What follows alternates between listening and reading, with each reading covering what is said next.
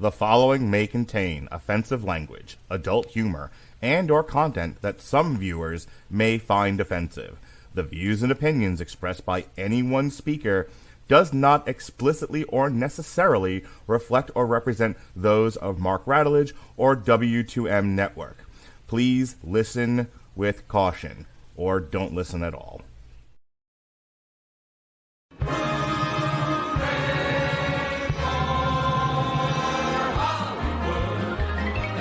Valley, hooey, Hollywood, where any office boy or young mechanic can be a panic with just a good-looking fan. And any barmaid can be a star maid if she dances with or without a plan. Hooray for Hollywood, where you're terrific if you're even good. Where anyone at all from Shirley Temple to Amy Semple is equally understood. Go out and try your luck.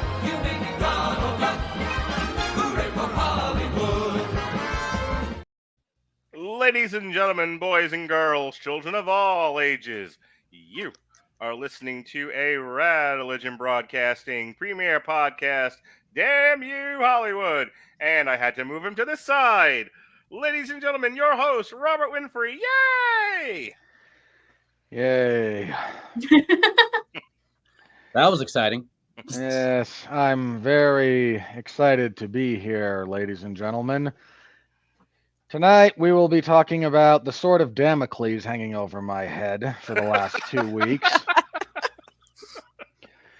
On the agenda this evening, we have Joker, Folie, Deux. Joker, Folie, Deux. Mais oui.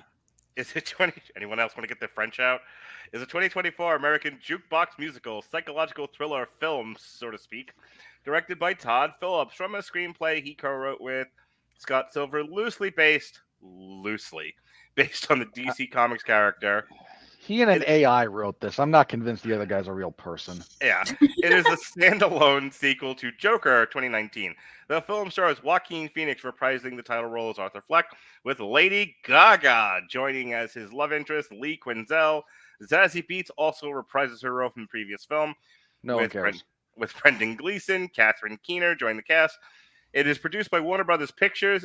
They're still in business, in association with Joint Effort, and was distributed by Warner Brothers Pictures. Joker, Folie, Deux premiered at the 81st Venice International Film Festival on September 4th, 2024. And was booed out of the theater. And was released in the U.S. on October 4th, 2024.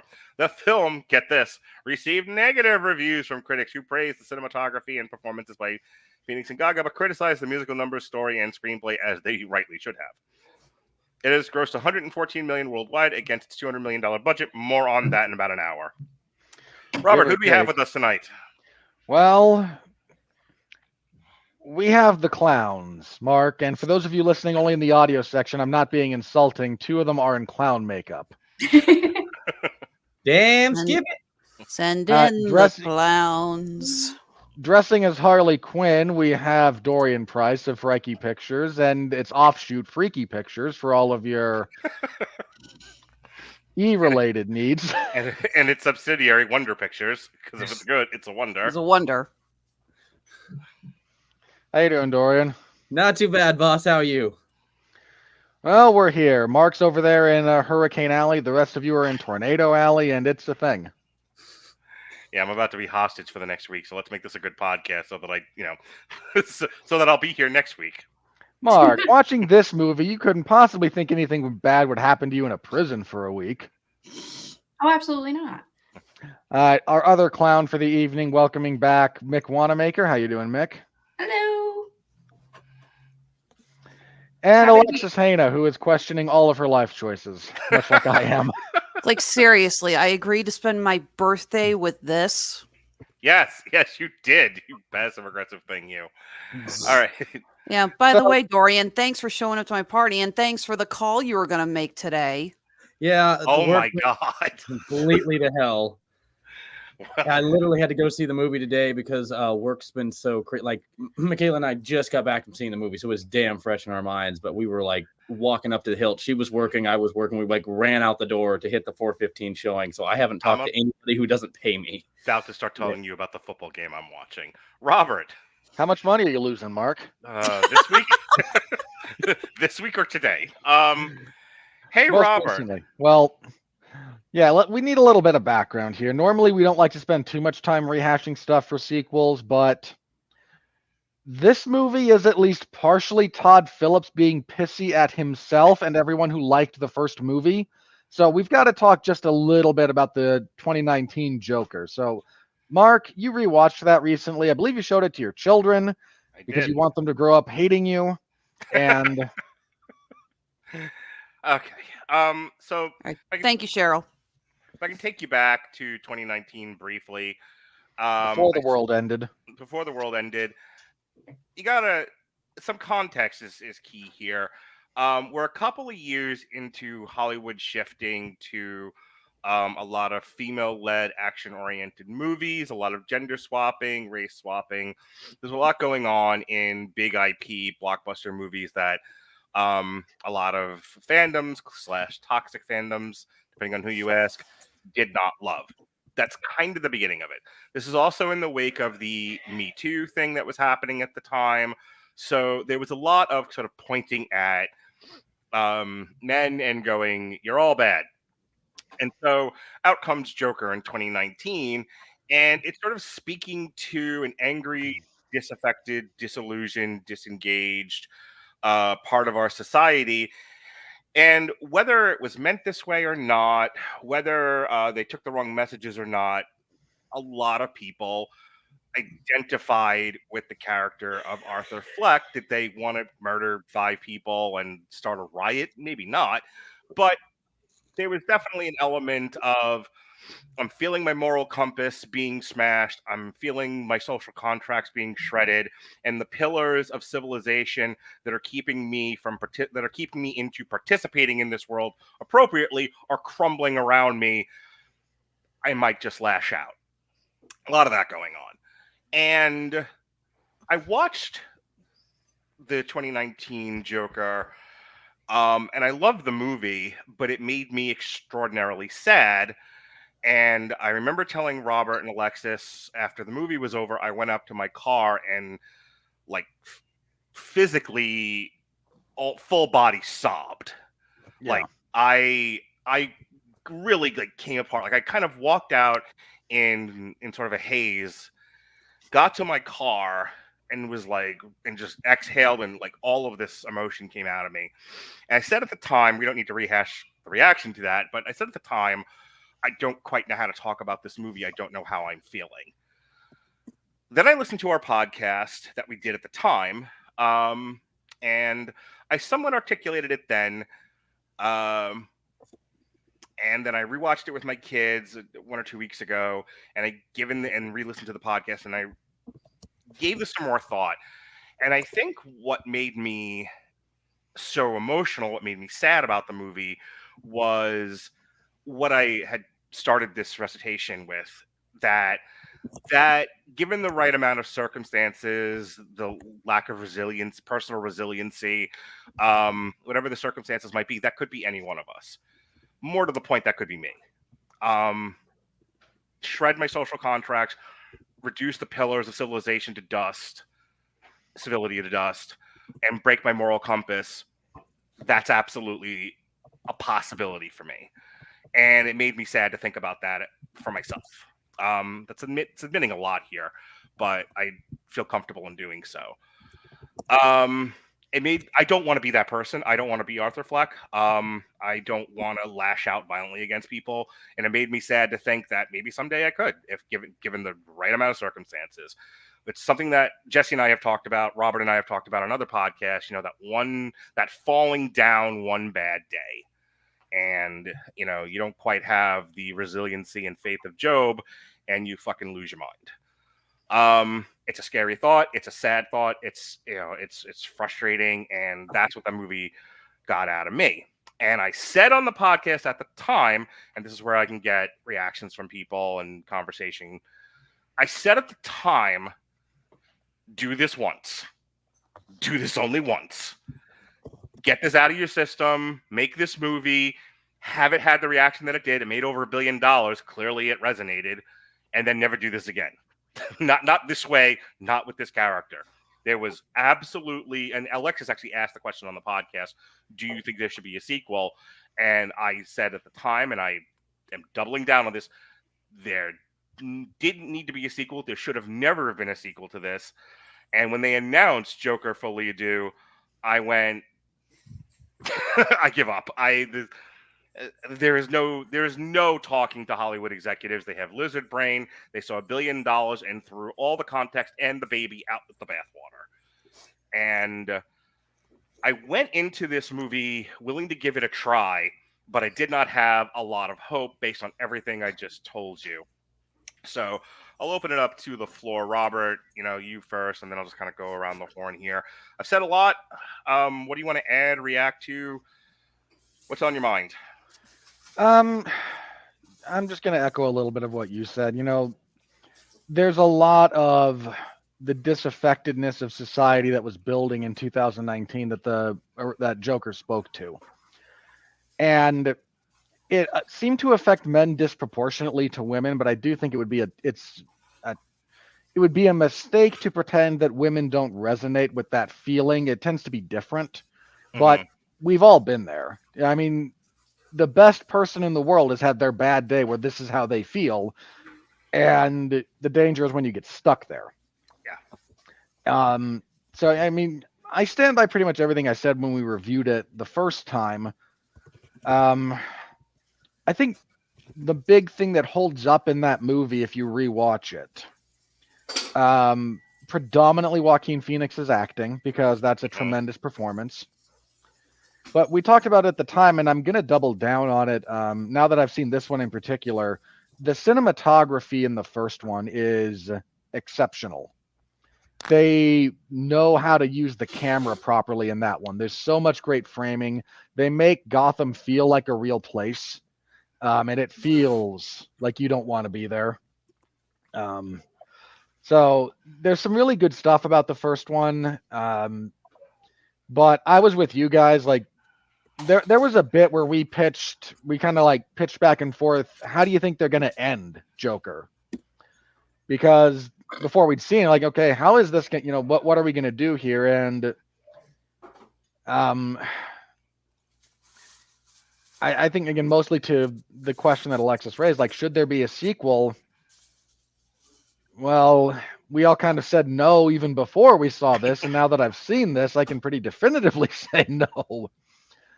I'll save some of it for when I get to it, but there's good elements to this movie. The biggest problem is the story is crap. It's just, there's no story. There's nothing here.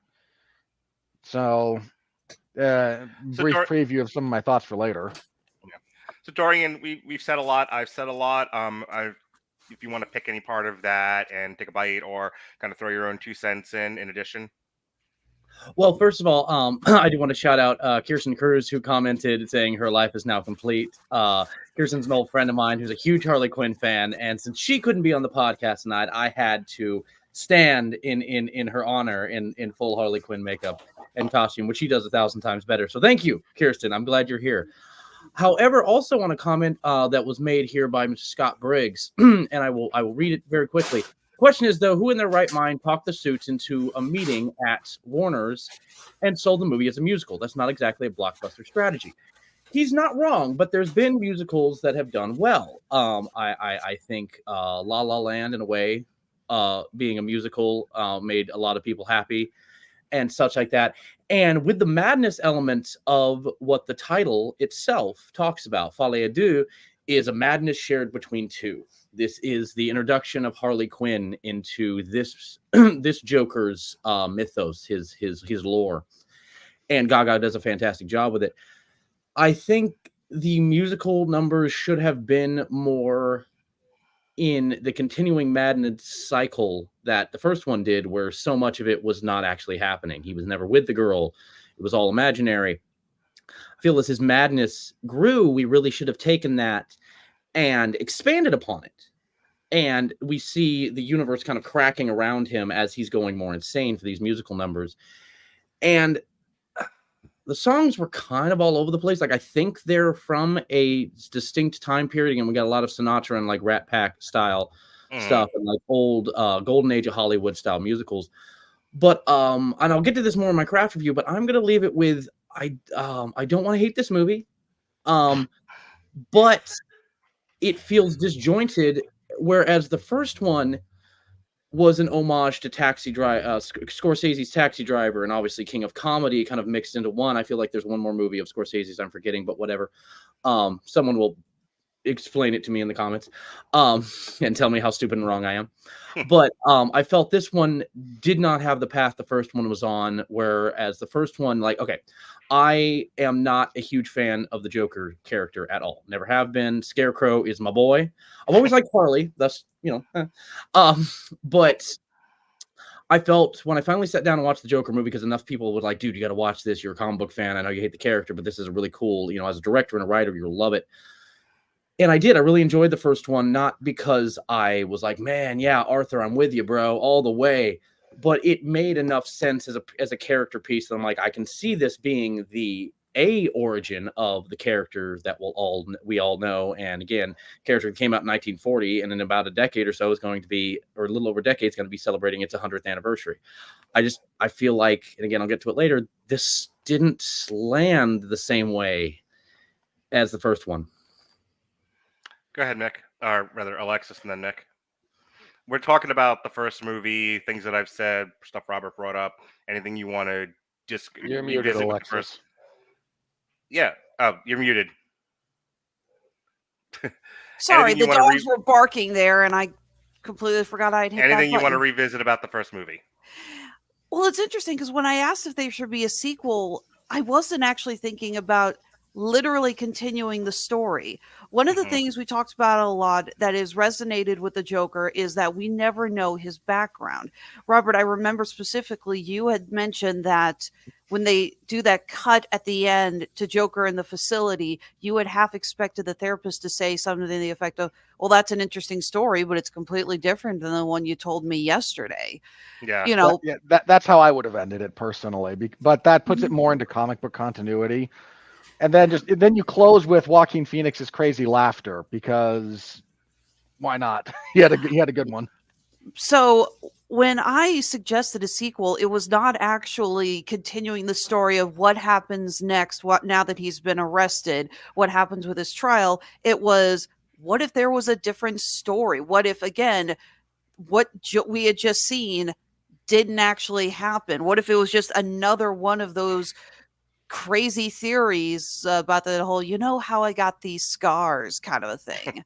And yeah, we'll get to that later when we talk about the craft. Bouncing off of what you said, Alexis, there, and that's something Mick and I discussed in the car on the way home, and it's just so connected to what you said, I don't want to go too far without it, is that I think this would have worked better if Phoenix's Joker had died at the end of the last one, and this movie's now about a new Joker, who takes the mantle over, because of his inspiration that he started in, these people that disenfranchised in the first one. All right, Mick, take me home. You wanted to be here. Anything about what we've discussed jump out at you, or you just want to share your thoughts on the first movie real quick? So I really liked the first movie. I loved that adaptation of Joker because I've never been a huge comic / superhero watcher. Mm-hmm. If anything, I watched a lot more Marvel because my mom prefers Marvel. But I liked Joker and how they did it because it didn't really feel like all those comic book movies. It had a psychological angle to it. And so it was entertaining. And even the first convention that opened up after this movie came out, I immediately cosplayed as Joaquin Phoenix's Joker. Because I do resonate with him, and I feel like it's wanting something so bad, and then everything bringing it down. Yeah. All right, let's get into the plot synopsis, such as there is one here, Robert. Yeah, so we open with Arthur Fleck now in Arkham, which is maybe the worst iteration of Arkham. And we'll talk about it later. I don't want to get too far off track or anything, but he's supposed to be. I didn't think that was Arkham. It looked like a prison, and then the whole time, because I work in corrections, I'm like, he's not supposed to be in prison. He hasn't been tried yet.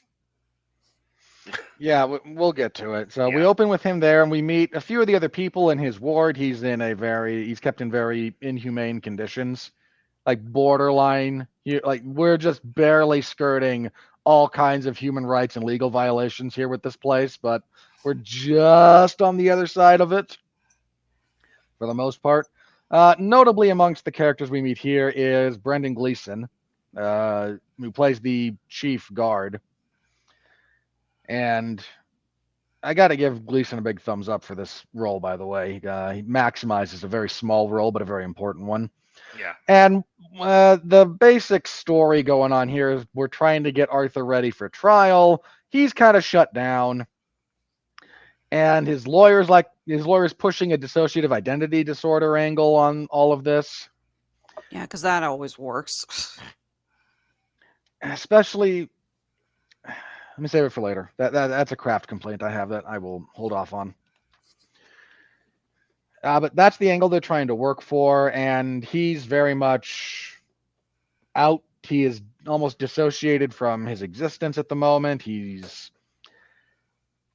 things aren't going well, and then he locks eyes with Lady Gaga, who is in the low security wing of Arkham Asylum. And she sort of rejuvenates his spark of life, and he starts interacting a little bit with the world again. He's taken over to be part of that musical therapy that's going on over there under condition that he remains handcuffed and the guard stays with him, and Brendan Gleeson shows off his singing voice. And they sort of connect because Lee Quinzel and the Joker are drawn to each other, and he's still preparing for trial. And the crux of what's going on here centers on one, like, what is the relationship between Arthur and the Joker? It's badly explored. Two, to what extent this version of Harley Quinn likes the Joker but really doesn't care much for Arthur, because that's kind of that's another subplot. And if it works for Lois Lane, Clark Kent, and Superman, why the hell wouldn't it work here? I was also thinking Teen Wolf. That too. Indeed. So we progress to trial, and this is kind of the universe's version of the O.J. Simpson trial, where that was broadcast live, and now this is the first trial broadcast live. And it's going about 50-50, and of course Harvey Dent is prosecuting because we must. Yeah. And again, it's going okay. Not too great for him, but some of the lawyer's strategy is fairly clear, but there's a minor bit of conflict where Lady Gaga has lied to Joaquin Phoenix about her backstory and why she was in Arkham to begin with. They still reconnect and kind of get over that little bit of a hump. And she tells him she's pregnant. I'm assuming that's a lie, just for the record. But yeah, she does claim to be pregnant, and eventually he kind of snaps, loses composure, fires his lawyer, represents himself in full Joker getup, and this goes rather poorly. But he gets up and he does the old Southern lawyer. He is actually doing the chicken from Futurama, is what he's doing here. I'm so annoyed. I may just be a humble chicken lawyer. I'm here to tell you, Your Honor. They'd have dragged him from the courtroom and beat him in the hallway in real life. No, we gotta wait and he basically mounts no defense for himself. But this is all working very much for Lady Gaga, so it's very much working for Arthur Fleck. And he goes on a bit of a rant at one point, including insulting his conditions and the guards. And the guards take exception to this. So when he's brought back to, and I've really got to stress this, people, that disclaimer we have at the beginning of every episode we do here. See, sometimes it's there just for boilerplate, and we talk about something like the Wild Robot, and you go, why do they have that disclaimer? And then there's sometimes where we're talking about something like this, and I have to talk about the fact that the guards gang rape Arthur Fleck in the prison showers. And it's there's no way to talk about this. Yeah. We had hoped that Joker would remain free from the sisters, but sometimes life ain't that way. Look, man, I redemption. Better get busy laughing or get busy dying. I expected J.K. Simmons to come out at one point. You know what I've always wondered. Yeah, had to get an Oz reference in there for Mark. Thank you. And this breaks the psychosis cycle that Joker's caught in. Basically, what it really does is ends the manic period of his bipolar. You're still muted, Alexis. God damn! Will the dog stop barking over this? I'll say it's this and the other inmate getting killed for supporting him. Yeah, Brendan Gleeson strangles to death one of the inmates who is loudly supporting Joker when they drag his beaten body back to his cell. This is my favorite comment we've ever gotten in the history of live comments, or when we were doing Blog Talk Radio with the comment section. The rape scene was a complete joke. Slow clap. Slow clap. Very good. I didn't... Zach, I appreciate you making a new account to try and sneak your puns in. So he then, for closing arguments, denounces the existence of Joker, says it's just me and I killed 6 people, not 5, because I smothered my mother. And I just want to blow it all up, and just it's a choice. He is convicted on all counts in less than an hour of deliberation, seeing as he just confessed publicly in open court. But as he is being convicted, the hand of God comes down, by which I mean a car bomb explodes, takes out part of the courthouse. We see part of Harvey Dent's face. Yeah. Of course, we must see half of Harvey Dent's face covered in soot and ash because, hey, he staggers out into the street. He is found by supporters. He abandons his supporters. He finds Lady Gaga, who has left him after he denounced the existence of Joker and became Arthur, because she doesn't like Arthur. She likes the Joker. And they go to the Joker steps where they break up, and she sings at him to break up. And he's like, I don't want to sing anymore. I just want to be a family. And she leaves, and he wanders off and gets arrested again and taken back to Arkham. And here's where the question is kind of left open about the ending of this thing. And what actually brings into question is the entire rest of this movie. Because we pulled back on a Looney Tunes cartoon, a Pepe Le Pew cartoon, in point of fact. And it's the exact same cartoon they were showing earlier in the movie in one of these scenes where after they've taken their medication. Now, it could be they just play this cartoon on loop. Or it could be saying that everything from that moment to this moment never actually happened and is just his fantasy. Because he comes back and Brendan Gleeson walks in and he's whistling and he's all happy. And Arthur's told you have a visitor, and he gets up and walks to go. And then some other guy comes up and stabs him to death and is revealed to be maybe the next Joker, who carves a Glasgow smile onto his face while Arthur bleeds out on the floor. And that's where we are with this one, folks. If you had a moment where you just said, wait, what? Yeah. All right, Mick, why don't you lead us off? Tell me, give us your craft review of the movie. We'll go back. We'll go back the other way this time. So I did enjoy a lot of the parts of the movie. I actually liked the musical part, and I mean, with Lady Gaga being Harley, she has to sing. You're not going to spend the money to have her on the movie and then her not sing. That would be really funny, but a complete waste of time. It's like hiring Nicolas Cage to act and not giving him any lines of dialogue. Oh wait. But there's a very big stretch of period where he's getting to know Harley that almost felt like it was too long. Mm-hmm. For me. Like there was a lot of back and forth and a very, very, I don't want to say awkward sex scene, but it's awkward because it's true. Hang on. Nothing beats Adam Driver, and I was thinking about you this whole time, Alexis. Nothing beats Adam Driver and Lady Gaga in House of Gucci in terms of most awkward sex scene captured on film.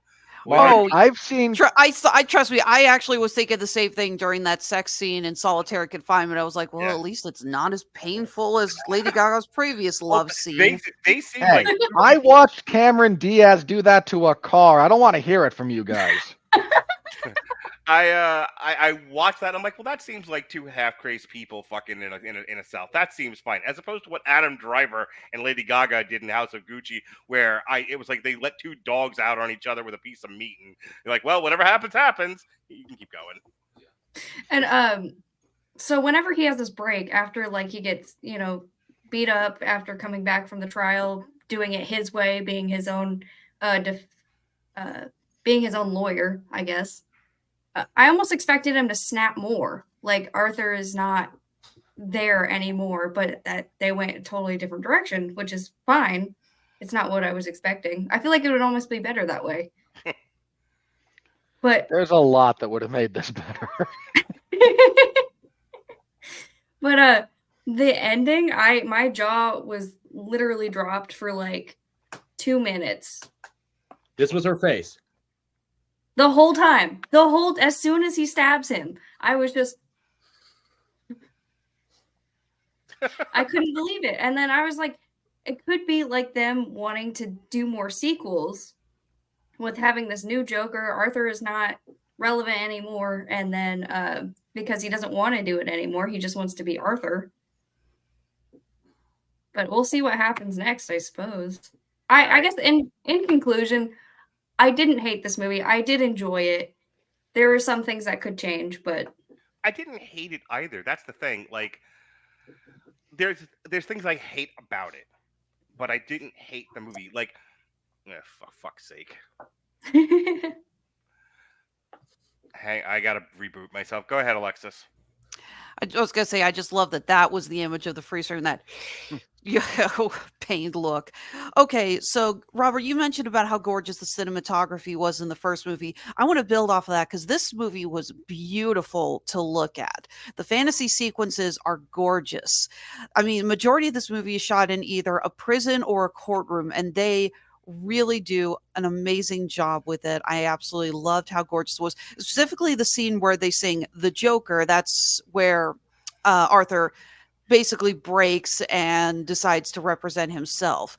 I love the use of the spotlight and the backlight on him, especially the moment when he goes up, smashes the judge's head in, and you have the backlight behind him framing him, the spotlight still building on him, and the light slowly dims as he pulls out the gun to show it. It is very theatrical and it's very well done. So I don't know who was in charge of production design for this movie, but all I can do is applaud because it is so gorgeous to look at. And yeah, I walked out of this movie actually really having enjoyed it. I can understand some of what some people are complaining about. I don't get so many of the complaints saying that's not Harley Quinn. It's like it wasn't Joker from the comics in the first movie. So why were we expecting this to be a comic faithful Harley Quinn? That's a nothing complaint, to be if we're going to be honest about that. But it's something I've seen pop up over and over again. I'm just like, I don't get why you guys were expecting that. For me, I think I enjoyed it the most because I feel that what we see Arthur and Lee go through, the love of a fantasy, is something that we have seen become so much more prevalent in our society. We are a media-driven society, and we exist watching things online, on TV, in movies. Can I make a small amendment to that statement? We are an escapism-driven culture. Okay, you know what? That's a good way to put it. I'll take that amendment. Lee is a character who has fallen in love with this version of Joker she saw. They mention about this TV movie that they made in the 3 years. They confirmed this takes place 3 years after the end of the first movie. He's been in prison for 3 years waiting trial. And she has seen this TV movie based off of him a million times. She's fallen in love with the character that she saw in that movie. She doesn't know the real Arthur. And Arthur doesn't know the real Lee. They have fallen in love with this fantasy, hence the Folie à Deux. And I think this is something that a lot of people unfortunately fall into in our society. Again, it's an escapism thing. They see a fantasy and they have trouble pulling away from that. They want to be a part of that. We see actors playing characters in movies, and we can very easily forget that's not an actor playing a character. We just want to be with that character. We want to be with what we see on the screen. You know, hell, it reminded me a lot of you know, we talked when we reviewed the Monster Dahmer miniseries about all the women who would send, you know, naked pictures and stuff to Jeffrey Dahmer. And we know that that was a thing. We know that they would send, that there's all these love letters that serial killers would get. We talk about the women who fell in love with Charles Manson. They don't know who these killers are. They've just fallen in love with what they see. Yeah. And that was what really caught my attention, was this warning about you have to be careful of the escapism into your fantasies. You have to remember what reality is. It's like, yes, we all want to live in our fantasies. And yes, a fantasy can be a wonderful thing if it lifts you out of your doldrums, but it cannot become your reality. So I was starting to say before I lost my camera, that was good, Alexis, by the way. There are elements of this movie that I was entertained by. And I don't think it's a badly made movie. And I don't hate the movie by and large. There are elements of the movie that I do hate, though. I have very strong emotions about that it exists, for one thing, but I will leave that alone for now. As I said earlier, I was like, I generally don't argue with the idea of making sequels because the first one made money, no matter how stupid I think it is, because, you know, big supporter of making money. This was one where I was like, this is a mistake, and I feel like I've been shown to be correct. I'm going to throw it over to Dorian in just a second, but I did want to comment on stuff Alexis and Mick said before we go forward. I will say, I think the movie is performed well. I think Lady Gaga and Joaquin Phoenix work well together.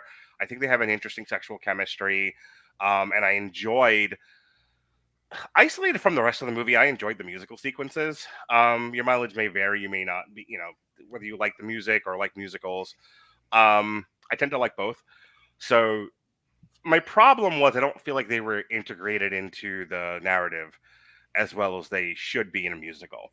I think if you're going to break from reality, the reality of the movie, to do a song and dance number, it should be advancing the story forward in some way or advancing an idea of the movie or a theme. And I'm not entirely sure this was successful in doing that. It just feels like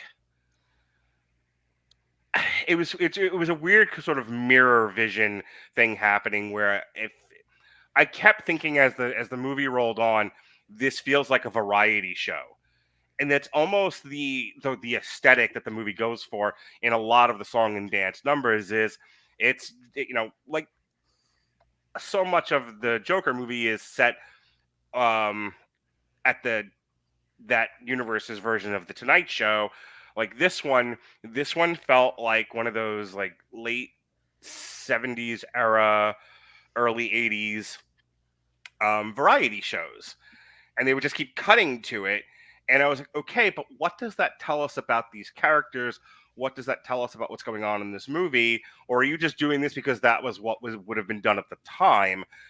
And I think I needed it to be a little bit more integrated than it was. It almost felt like they had to jar you out of the movie to do that and then kind of forcibly shove you back into the movie again. And it was like, I didn't sign up for all this jostling. This isn't smooth at all. You're shoving me back and forth, and this is really uncomfortable. And the more I say that out loud, the more I realize that was probably exactly what Todd Phillips was going for, because I think he just wanted to strangle the audience for taking the wrong messages from his first movie. Dorian, good old Holly over there, you sexy thing, you give it to me, baby. I'm gonna bounce off a lot of what's already been said, but I'm gonna take it in different paths. I don't hate this movie. I'm going to where was it here? There was a comment, I believe it was by Okay, I'm sorry. I cannot find it. I apologize, whoever said this. It was like, said that we don't feel like this movie feel like this movie is more disappointing than it is trash. And I would definitely disagree with that. I'm also going, okay, yeah, by Tyler T. Sorry, Tyler. But I'm also going to quote Canvas Content, who actually Sean. Sean, who I completely agree with, which is a great bouncing off point what I was already going to say. I feel like the Joker character in general has gone from being an intriguing societal mirror to the laziest possible difficulty setting for writing. And I have to agree a little bit because the character doesn't go anywhere. It's he's exactly the same way he was in the first movie, where he's quiet at first and then he snaps and everything goes crazy. And, you know, at the end, even like he's back in the police car and stuff like that, blah, blah. Without fanficking this and being like, well, if I had directed the movie, here's what it would have been, is there's so many issues with characterization. People saying hashtag not my Harley. It's like, okay, you know what? When we did that for Luke Skywalker, I will dance to you all nights or dance with you all nights to that point of view. But we're not talking Star Wars right now. But go back and watch our Acolyte review because that was Mark's favorite. But what I will Better say, than the show, folks. right? Dorian, center stage, baby. There's your thumbnail. So fuck is this shit? Who did you borrow that top from? It's actually my tank top. It's just a V-neck. Like yeah, here's the costume. Yeah. I know. I'm sorry. I seriously was just like, okay, whose wardrobe did you raid, Mick or Shay? Who did you kill? I just keep waiting for you to like fall down below the skirt and be like, "Hey, we're trying to do a show here." But for God's sakes, Homer, put your shame away. I'm wearing all Dorian's. Yeah, she's like wearing all my clothes, so it's actually kind of funny. That's fair. But no, so again, it's I enjoyed this version of Harley, especially when they reveal like she's a psychiatry major. She wanted to meet him. That very ties in close to the original Harley Quinn character from the comics. Also with taking it in a different direction, much as the first movie did. I'm fine with that. Arthur again in my opinion, excuse me, became the co-star in his own movie, which if that had been the point, fine. The title itself, Joker Folie à Deux. Folie à Deux means a madness shared between two. They had the elements to do this if they had made it more about Harley going nuts or Lee going nuts and becoming Harley, and had Joker still insane. Like again, you can have him quiet, but he can have that smoldering insanity where he's just waiting. You know, it's like a coiled snake.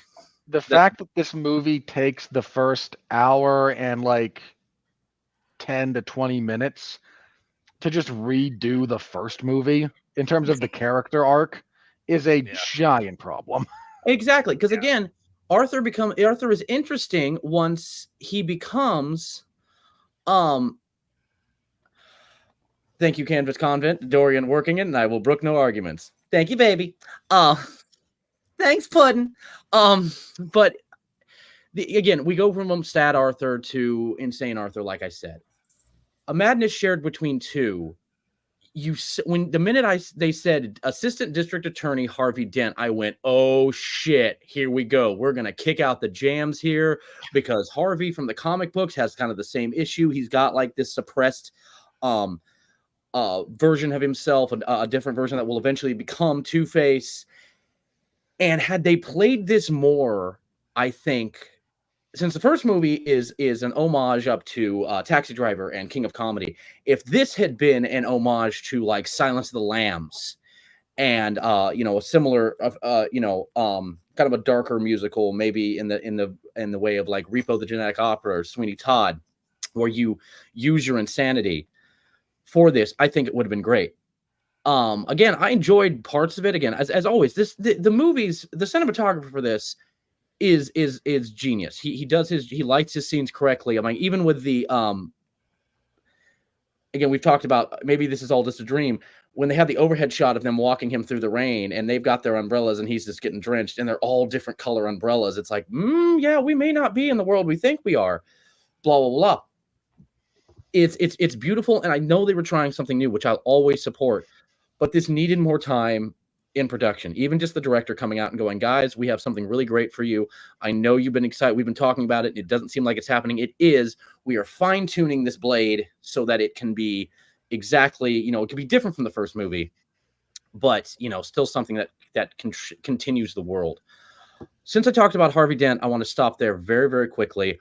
Whoever the fuck wrote Harvey Dent's character and dialogue, I want to smack with the gigantic gavel that the Joker killed the judge with. Because they show me a Harvey Dent on TV. I'm like, that's Harvey Dent. Now, again, they've strayed from the comic books already, and I'm fine with that. I always enjoy, because we've been telling Two-Face and Joker and Harley stories. I mean, Harley only for about 30 years now, because she appears in 1992 via the Batman animated series first. That's her first, time on screen. But we've at least been telling Joker and Two-Face stories for about 50 years, with the latter, with Two-Face coming later in the game. He is always supposed to be the paragon of justice who gets so pissed and wants to snap. And again, that's the other side of the coin, no pun intended, to Joker. If they had given me scenes of Dent talking to the Joker or, Arthur in prison and being like, I'm going to take you down for this. You murdered people, but he kind of keeps vacillating back and forth. It's like, I don't want to have to kill you. But if that's what the state does, you can almost see the beginnings of Two-Face happening. And I apologize. I'm not trying to fanfic here. The issue I had with Harvey Dent is it doesn't feel like Harvey Dent. Call him literally anything else. I'm 100% convinced that he was called something else when they wrote the script. It was not supposed to be Harvey Dent. And someone in the studio said, okay, so you have this. Why don't we make it Harvey Dent so then the fans can pull a Captain America and go, I understood that reference. Yeah, I would 100% agree with that. I don't think he was written in the original, and he's in that. The Harvey Dent inclusion's a studio note.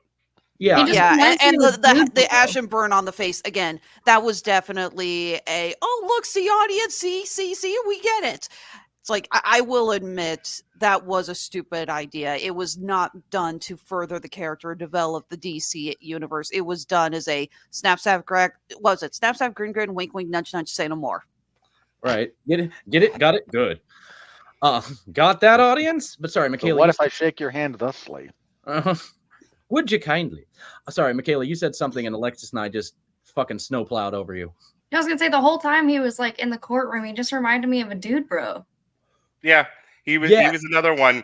I have more of a problem with people with him being character and name only than Harley. Because I honestly feel like they just scratched out whatever the guy's original name was and wrote Harvey Dent in crayon. Generic Law and Order stand-in lawyer is all. Right. Pretty much. Assistant DA Dorian Price. Ooh, what if we made it Harvey Dent? Yes, much better. Do that. So that just really bugged me because, again, I don't mind them going away from the character a little bit as they've done with Arthur Fleck and Harley Quinn. Very, very well, in my opinion. I was just insulted. I mean, I'm not a huge Harvey Dent fan, but I've always found the character very, very interesting. And in a movie like this, where we're dealing with duality and, the madness shared between two, that's a gold mine. That's literally walking past the gold mine and going, oh, look, I found a copper mine. Let's dig in that. There's a huge fucking sign that says gold mine. So, because if they had made him any other character, if he was just generic DA douchebag number 2, whatever you want to call him, it would have been fine. It's like we wouldn't have expected that. It's like, look, I still like this movie, but I will point out a turd when there's a turd, and that's a turd. Yeah, and again, I really feel like if they had made him, again, if we're going to go different, make him a civil defense lawyer who has to be Joker's, he's like, what part of your Miranda rights is, if you cannot afford an attorney, one will be, given to you by the state. It would have been so much cooler to put Harvey as, I don't like you, I don't want to do this, but it is my civic duty to represent you as you are a human being that needs this. And not to set up more like, and next we'll do a Two-Face standalone movie. And, I'm glad they didn't go so crazy with all the people in Arkham. Like when the skinny dude came up to him and was like, Arthur, I was like, don't do this to me. Don't do this to me. Because I was so terrified. He was going to look up and go, yes, Jonathan? And be like, oh, good. There's Scarecrow. Fantastic. Here we go. Fucking Where's Waldo of Batman Rogue Right? Gallery. Oh look, Basil Carlo. It's Circle Clayface. that one. There's Firefly. Oh, Is I it- see you, Fucking Lady Catwoman. Gaga turns to the camera and goes, "Can you find all the villains we're gonna do spins off of?" Honestly, I would have loved that. They Comes just kept Comes addressing a the fucking camera. Dora the Explorer episode. But where's the Scarecrow? There he is. Can you found say him. J for Joker? I Sure. bet you can. Yes. Oh, God! Now I want him to make that movie.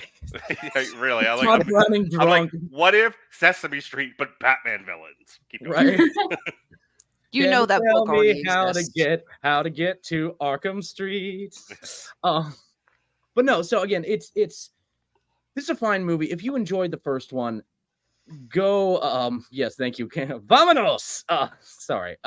Saw one of the comments. You can go insane. I'm not gonna write the whole musical, but if you like the first one, this one's enjoyable. It is. I don't know if I agree fully with Mark about Browning being upset, but I can understand if he is. However, if he is, that is a bad sign of a director. Is as a director who's going to do something that's more artistic and more freeform, like this seems, you have to accept the fact that your audience is going to take it in several different ways. You cannot be like Stanley Kubrick or several other directors who bounce around going, "Ask me what it means. Ask me what it means. I'm so deep. Ask me what it means." Oh, sit down, Tarsum. Yeah, Tarsum too. I couldn't remember him. But it's like, again, if he's mad at the audience, then you can say no. It's like, "We want you to do a Joker sequel." Dude, my story's done. Hand it to somebody else and I'll see what I think of it. But No, Dorian, he's come out and said he's mad at the fans. Like, there's literature out there of Todd Phillips going, and there's something I'm going to share with you guys in just a moment, where he basically said, "I don't like what's happened to my movie. This is my response. This is his diss track."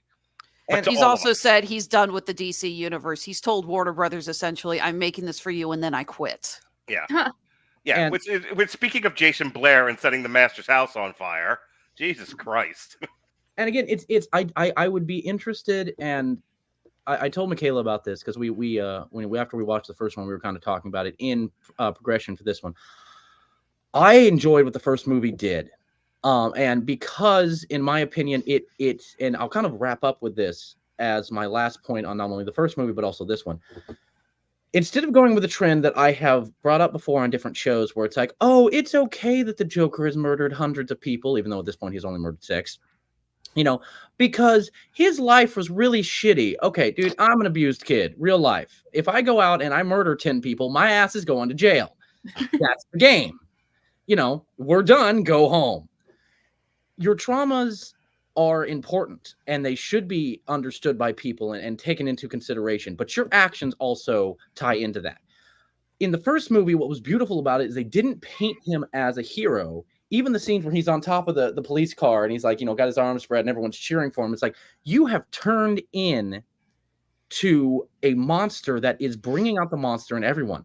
Again, with Two-Face in this movie, Harvey Dent in this movie, I thought that's where they were going. Bringing out the Joker brings out the evil in people. It's what he's always done. When he breaks Harley in the original storyline, that's, maybe that evil was already in Harley. Maybe it wasn't. Maybe, but he made it grow and blah, blah, blah. This Arthur, again, takes a backseat in his own movie, and he becomes this lovelorn idiot, which is This is fine. the only kind of movie Hollywood knows how to write now. Mhm. One where men pine for women, and that's all they are. And I say this very guardedly to any fans who are also abused, especially to all the girls out there who have been abused. One of the things that it seems Hollywood is refusing to do anymore is when a relationship is toxic and bad, we have to change it and make it nice. When they did Suicide Squad, they did the same thing with Joker and Harley and made it this more, in the deleted scenes, he's more of a dick to her, but, this kind of loving romance. Sorry, one of the comments. Yeah, I thought. The issue with, and if they were going to make Harley more the which they've done before, the Telltale series of Batman made Harley more the main villain, and Joker would depending on your decisions as Batman in that game, he would either stay on the good side and you'd rewrite history, or he falls into the abyss of madness that will turn him into the clown prince of crime. Again, this movie is enjoyable, but it feels like this should not have been a Joker sequel. It should have been its own standalone jukebox musical about two crazy people. Like, again, take Joker out of it, just call it Folie, Deux, and it's about two people in an insane asylum, and they fall in love, and the madness that follows that. This story would have worked perfectly. However, overall, once again, Joaquin Phoenix kicking ass, taking names of his performance. He never misses a beat. He's on the entire time. Lady Gaga has already shown us she's a magnificent actor. She does a fantastic Harley. And I know at least two people directly that way are going to disagree with this, but I'd love to see a third movie with whoever this new kid is, who's the Joker. If we're going to continue this, let's do it, but let's get a director who actually likes what we're doing and continue down this kind of Seven meets. That's the other movie I was thinking about. If this movie had been more based on Silence of the Lambs meets Seven with a musical flair, it would have been terrifying and awesome. Okay, a couple of things. So after I patted my daughter on the head and I told her I was entertained by the movie and I ushered her quickly out of the movie theater, I grabbed my son and I was like, oh my God, what a goddamn waste of time that was. And he was like, I know, right? And then he was like, oh, this sucked. And I'm like, I know. Shut up, though. Your sister might hear us. And we ran off to the bathroom. It's performed well. Wait till we are in the cone of silence and then we may speak. Yeah. It is performed well. It is the singing, the numbers in Exclusion are performed well. As I said before, Joaquin Phoenix and Lady Gaga have some interesting chemistry. I think they do well. I'd like to see them in something else, something that's better written than this garbage. This movie, the screenplay, the writing, the story is absolutely terrible. Here's why. Here's Why You're Wrong by Mark Radulich. The fact that we haven't renamed this entire network to that just astonishes me. Here's Why You're Wrong. Yeah, it's the name of my autobiography. The character, what Todd Phillips basically is doing with Joker was he didn't like the fact that the audience sort of saw Joker and his sort of descent into madness and being an icon for the disaffected. He didn't like that, and so this was his way of taking that character back. And the character basically saying to the audience, "You're all wrong about this. I stink. I'm terrible. I'm not something to aspire to." So they went about stripping everything that made Joker Joker in this movie to the point where they literally say to have the Joker say on screen, "I don't want to be this anymore." It's fine in a different movie. It's not. It wasn't good in this one because it ultimately undoes everything that was done in the first movie, and there isn't enough going on in this movie to justify stripping the character down the way that they did. Star Wars: The Last Joker. Kinda. Yep. If you're going to go in that, if you're going to have him look in the mirror and go, "I didn't want to be any of this. I was mad about my mom. I was mad about Thomas Wayne. I was mad about being hit in the head with a sign, but I didn't intend for any of this, and I don't like myself." That isn't the story you told. It's not the story you told. That's not what happened in this movie, and so having him in the courtroom just throw his hands up and give up and say, "Find me guilty. I'm terrible." You didn't earn that ending. You can do that if you want, but you have to take us there, and that's why the writing is bad. 101 here.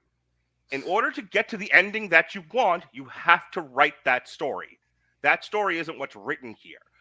They do a little bit of Lady Gaga, saying, and it's the only interesting part of the movie, and they say, be the Joker, be this inspiration, be the voice of the voiceless. And he goes, "No, I don't want to. You're having a baby. Now I want to be a dad, and I want to get out of prison, and I want to be normal." And she was like, "Well, I don't want any of that with you, so goodbye now." And again, completely vanishes from the film. And if they got you there a little bit better, that might have been more acceptable. And honestly, it was the only part of the movie where I was kind of with the characters. Like, her wanting to leave him because he won't be the thing she wants him to be is the only thing that makes sense in this movie for me. Beyond that, I'm going to read this. I'm going to use the rest of my time to kind of throw this out there. I want to get your reactions to it. Very quick reactions.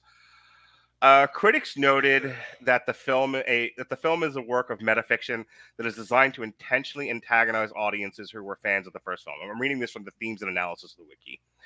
Rather than capitulating to the expectations of the predecessor's fan base, the film serves to rebuke those who idolize the character of the Joker after the original movie. As a deliberate anti-audience effort, the film pushes against the notion of fan service instead of creating a self-aware narrative that is a commentary on its own existence. The film features off-key musical sequences that contrast with fan expectations following the original film. During one such scene, Joker acknowledges, "I don't think we're giving the people what they want."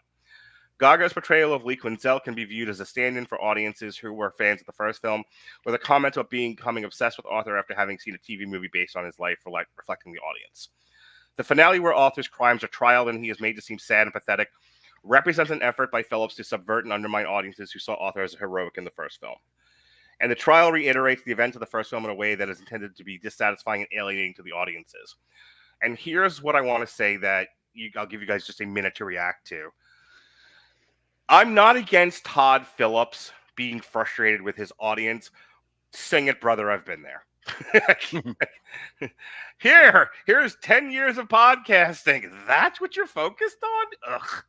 Ugh. God. Hey, as the guy who pretty much weekly gets reamed out for why don't you like pro wrestling more? Yeah. I feel the pain. Right. I'm not mad at Todd Phillips that he's mad at the audiences for being idiots. I am mad that for the same reason I was mad at what's her face Wachowski for what she did with Mia, I think. Mia Wachowski for what she did with The Matrix. Resurrection. No, that's Resurrection.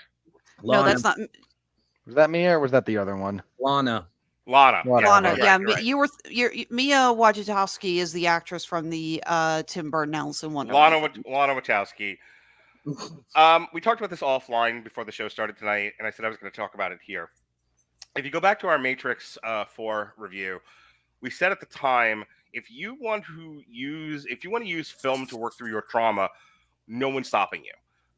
If you go to a studio and say, "Give me $10 million, I have this idea. It's based on things that I've experienced. I kind of want to work through some stuff, but I have this idea for a really great movie." Okay, here's $10 million. Go make your art piece, your therapeutic piece. Fine, A24 does this pretty regularly. Right. However, if I give you $200 million and I say, "Dorian, make me a blockbuster," and you give me a $200 million screed on child abuse that is not entertaining, but certainly your thing that you had to work through, I'm suing. Okay? That was For breach of contract. That's not the assignment. I said this at the top of the show, or right before the show started. I told you make me a blockbuster, not my depressing life in 2 hours. I told you make me something I could sell and bring and make a profit on, not whatever this nonsense you brought back to me. You gave me a copy of your junior high emo poetry. Yeah. He was hired to do a sequel to the Joker that would make more than $1 billion. I understand the film world is different now, but let's assume COVID and et al. Had not happened. We're living in the world that Warner Brothers expected him to do a sequel that would do better than the original based on how well the original was received. And Todd Phillips went, "Wah, I don't want to do that. I'm mad now." And did this instead. This is a dereliction of duty. That's what I hate about this movie, is that you want to sit there and, kick the audience on the balls. I'm with you. You want to waste Warner Brothers' time and money?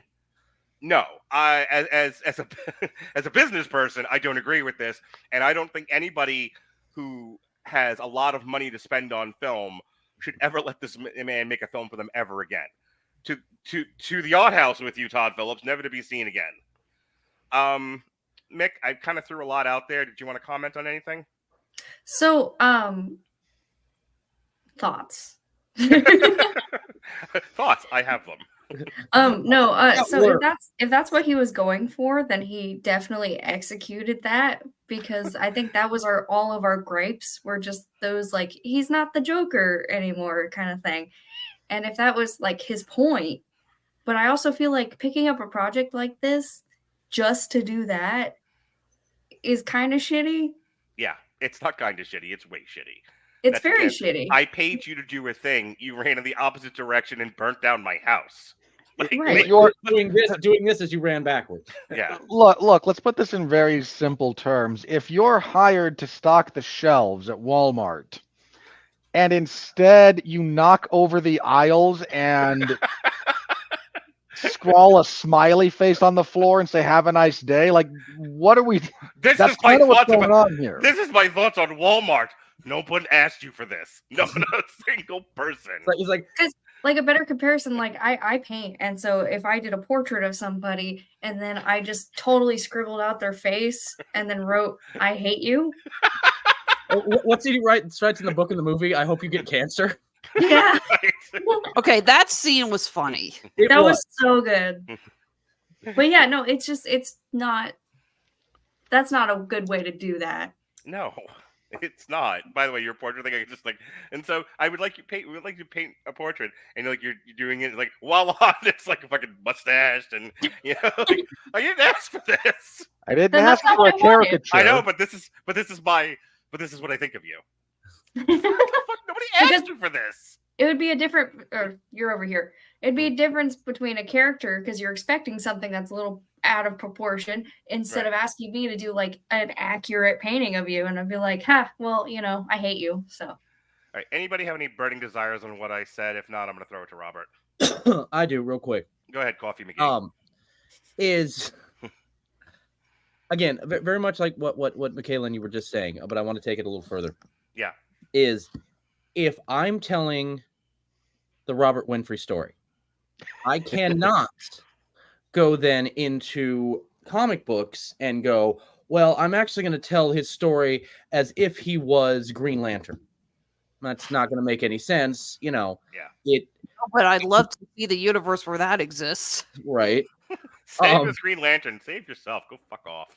All right. Why do you think that would be my response? It's just like when the world's going to hell, we just cut to like the shot we always have of him where he's in his like blue back chair with the wood handles. He's just flicking through TV and he just kind of flips them off with like the Green Lantern ring on the middle finger.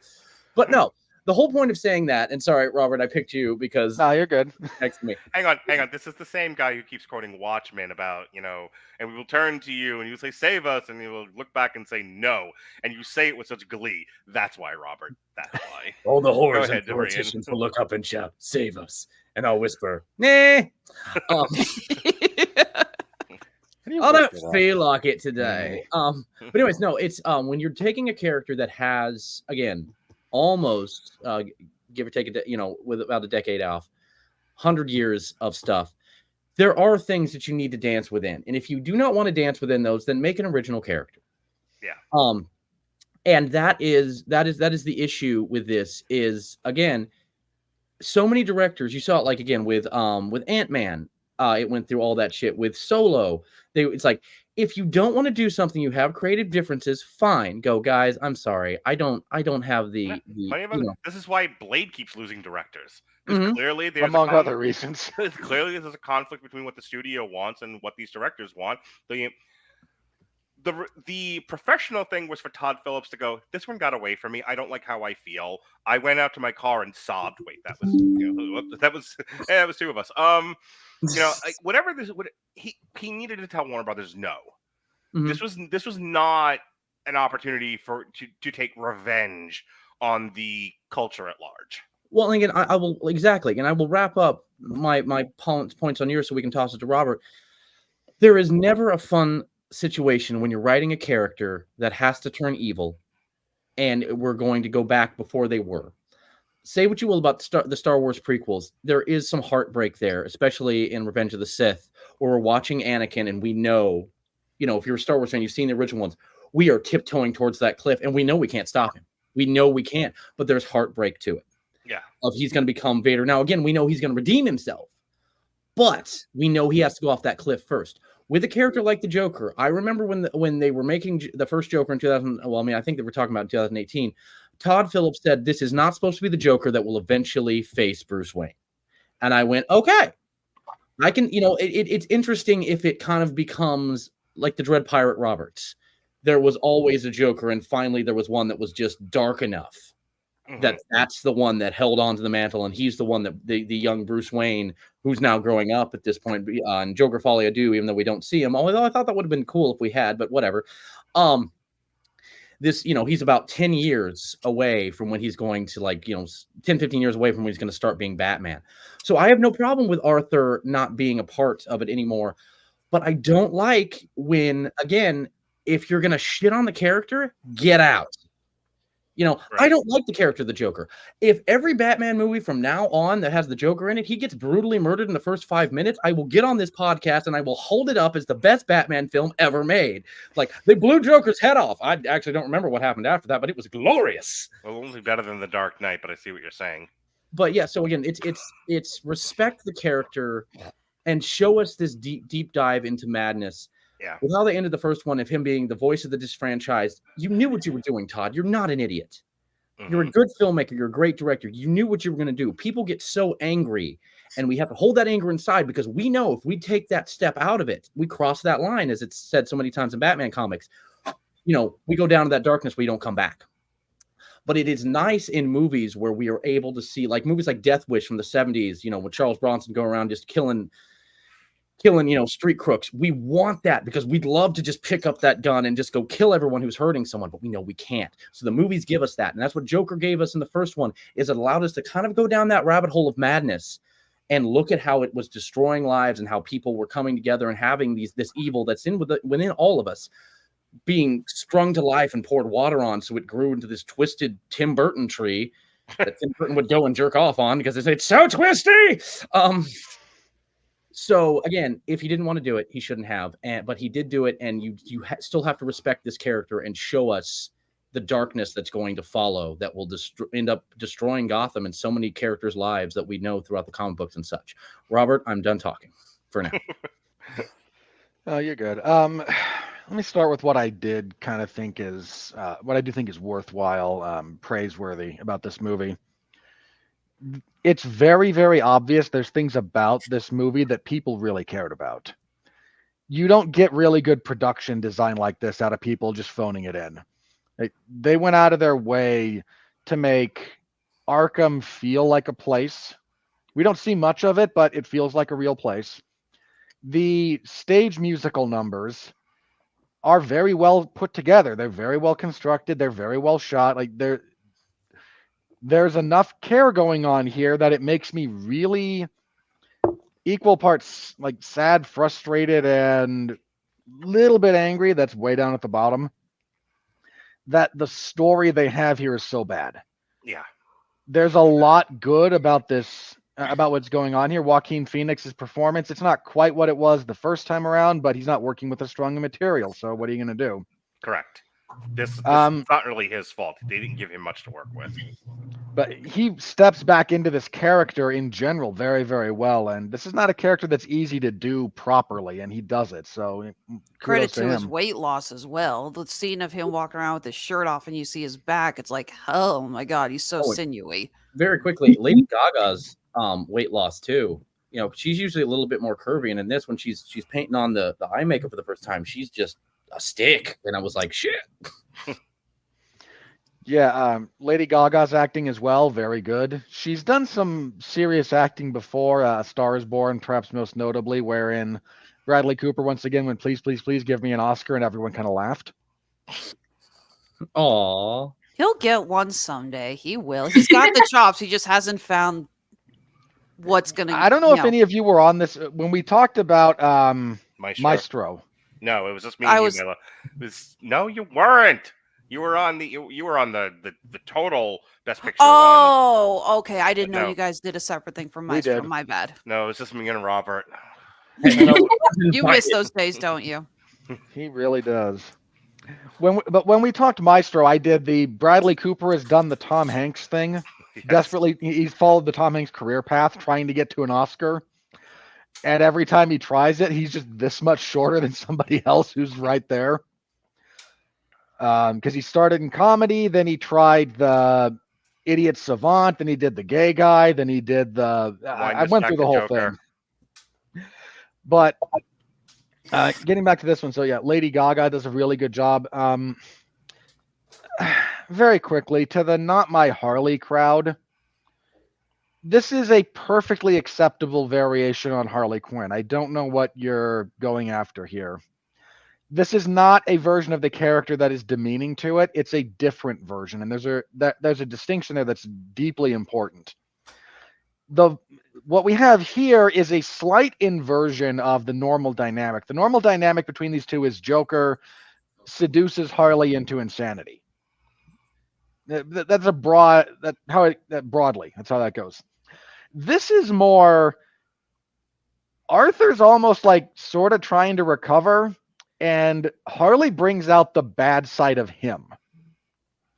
Like the worst impulses of the Joker inspired Harley, and that's what she's now attracted to. So anytime they're around each other, that's what she wants out of him. By So the way, she's 20 years ago or 20 years from now, if you want to do that with this character, it probably works just fine. Doing it now is more of the same of what we're already getting of we give everything to the woman character and, you know, we cripple the men character. And it's like, I can understand why people are just like, ugh, again with this. Well, yeah, to your point, it's not that it's done badly here, it's the Right. atmosphere into which it's released. Yeah. But And if I can, sorry, yeah, Go ahead. if I can interject, like, because to my understanding, the whole Hurley and Joker dynamic was he was always shitty to her, but the whole time during this movie, she was shitty to him. Correct. So that was an interesting flip. Right. And we're agreeing with it. We're saying that the audience's reaction to it is unfortunate. It's unfortunately marred by a lot of the same dynamics in other movies and television shows all over the goddamn place. Yeah. Taken by itself, it is interesting. It's an interesting flip on that dynamic. Unfortunately, it exists in the world in which that sort of thing is being done to death currently. Yeah. So, but to the people complaining about that dynamic existing in general, you're missing the forest for the trees here, guys. This is a different iteration of Joker. It's a different iteration of Harley. The question you need to ask yourself is, does it stay true to what the character represents, whether or not it follows the same? Because it's not going to be one for one, but is it still functionally identifiable as the same character? And the answer is yes. This is still undeniably Harley Quinn. So that's a very misguided critique of the film, especially when there's other things to complain about. That's such a forest, a smorgasbord of things to shit on. Why stop there? a little bit. So, Robert, don't fill up on bread. There's still dinner. The handling of Arthur as a character is, I think, my biggest problem here. This almost feels, I'm going to crib from somebody else who said this. I can't remember where I heard it, so I apologize. But this almost feels like not a sequel to Joker, but a retelling of Joker rather than a continuation. Yeah. We're just starting and we stopped and we've restarted instead of continued. Robert, can I jump in real quick? You're absolutely right. This feels like more someone doing a fan film, like a high school choir wanted to do a whole bunch of like. I'll go you one better. It feels like Todd Phillips redoing the first one so that maybe this time people will get the right message. That's even better. Yeah. Yeah. That's what's going on here, like character-wise, arc-wise, and it makes a lot of this a waste of time. Yeah. When the first hour is redoing the first movie, and not only redoing it in terms of the character progression, but we achieve that via revisiting everything that happened in the first movie, because we've wasted everyone's time. You've also. And I get this might have been intentional, so my complaint here is not so much that this is incompetence, but it's a artistic direction I disagree with. When you take away some of the unreality of the first movie, you're like retroactively making it worse. Part of what makes Joker so good is there's so much of it that you wind up questioning, wait, really? Did that really happen? The most obvious example is his fantastical relationship with Zazie Beetz. But there's plenty of other stuff that you kind of, it feels out of step with the world when he gets a gun and guns down 3 people on a subway. Like, that's not how this goes. That doesn't happen. And the world has gone out of its way so much to feel real that slipping into a brief moment of power fantasy disconnects in a way that makes you wonder if it really happened. And it turns out, yeah, it did, but there's still other things about how that plays.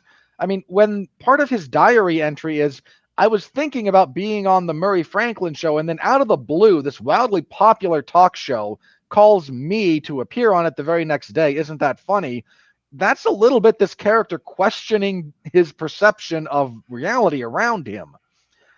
And it's kind of brilliant. And here it's played to be uninteresting, and uninteresting is the wrong word.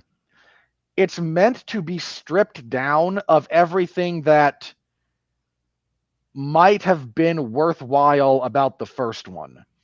We just present everything as stark reality, and our derivations into fantasy are done via musical number. And the fact that this is described as a musical by the internet, but everyone involved in the making it said it's kind of a musical rather than it is a musical. It is more kind of a musical than a musical. It's definitely a jukebox musical where it's like, Yeah. let's spin the storyline around this song we want to use because it's the only song we know that has a chorus that says, I am the Joker. This was a Mad TV sketch from years ago when that was on the air. But they were doing a riff on Cold Case. And the musical number that they played was a parody song of Living on a Prayer. But the opening line is Bon Jovi has a song that says Docs. And that's why we're doing it, because it's set on the finale set on a dock. So of course we're playing that because Bon Jovi has a song that says Doc. Tommy used to work on the docks. But yeah, it's the opening line for that is actually Bon Jovi has a song that says Docs. We couldn't pay for the real one, so here's our crappy cover. Oh yeah, something like that. Yeah.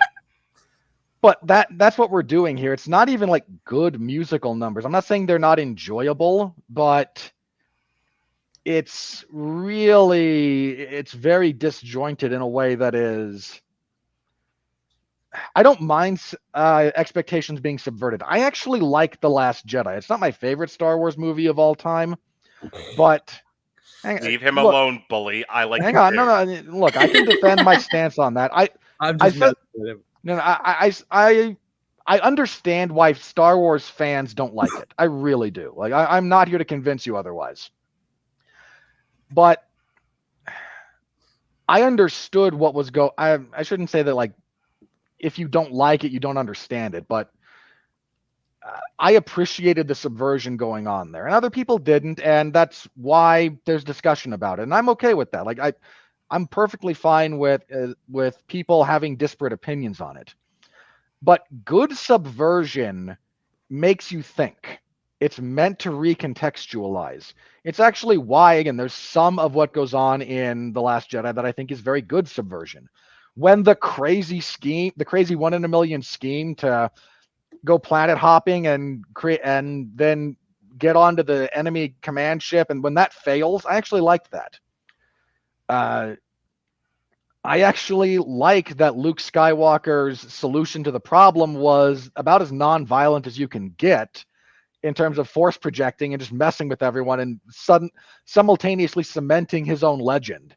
Like, Luke Skywalker walked out in front of all these tanks and lightsaber dueled Kylo Ren and nothing hurt him. You don't get more legendary than that. And the problem is people wanted that without the force projection.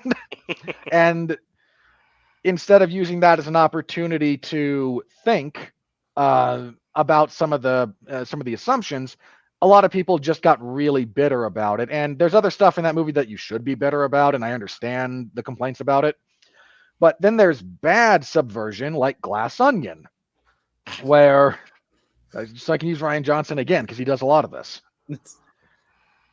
Where the whole point of Glass Onion is that, all of these whodunits where you're supposed to be able to figure it out are kind of stupid. The whole point is you can't. And that's a really bad lens to point at a genre where the entire draw is the mystery. But that's I say that to point out like the good subversion and the bad subversion. The good subversion here is not to take the audience and go, hey, you liked the gritty realism of the first one? Here's musicals. That's